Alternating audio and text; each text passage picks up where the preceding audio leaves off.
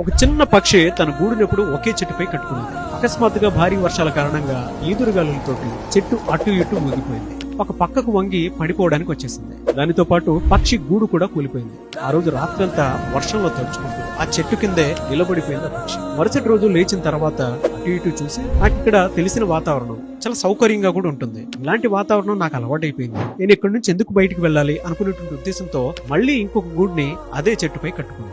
ప్రశాంతంగా తన జీవనాన్ని కొనసాగించింది. పిల్లలు పుట్టారు. పిల్లా పాపలతోటి ఆ జీవితాన్ని చాలా ఆనందంగా గడుపుతుంది. మరి ఈసారి అకస్మాత్తుగా భారీ తుఫాను వచ్చింది.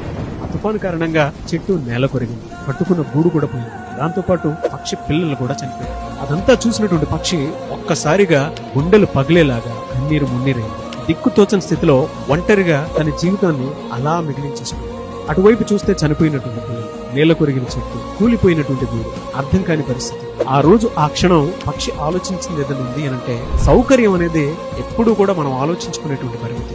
ఈ రోజు ఈ క్షణం బాగుంది కదా అని మనం కంఫర్ట్ జోన్ లో గనక మన జీవితాన్ని ఉంచగలిగితే భవిష్యత్తులో రాబోయేటువంటి ప్రమాదం చాలా ఎక్కువగా ఉంటుంది అనేటువంటి విషయాన్ని అర్థం చేసుకుంది. ఈ ఎంటైర్ ఇన్సిడెంట్ మనకేం సూచిస్తుంది అని అంటే పరిస్థితులు మన కోసం ఎప్పుడూ మారవు. మనమే పరిస్థితులను అర్థం చేసుకుని మారాలి.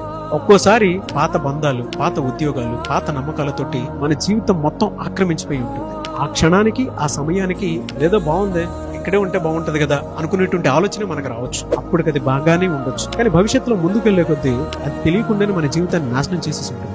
అలాగే మన పాత అలవాట్లతోటి కూడా మన జీవితాన్ని నాశనం చేసేసుకుంటూ ఉంటాం. ఈ పాత అలవాట్ల నుంచి, పాత బంధాల నుంచి, పాత నమ్మకాల నుంచి మీరు బయటపడాలి అనుకున్నటువంటి వాళ్ళు ఎవరన్నా సరే August 10th food money psychology అని నేను ఒక క్లాస్ కండక్ట్ చేయబోతున్నాను. దానికి గనుక మీరు ఎన్రోల్ చేసుకోవాలి అని అంటే స్క్రీన్ మీద కాంటాక్ట్ నెంబర్ కనిపిస్తుంది, దానికి మీరు అప్రోచ్ అవ్వాలి.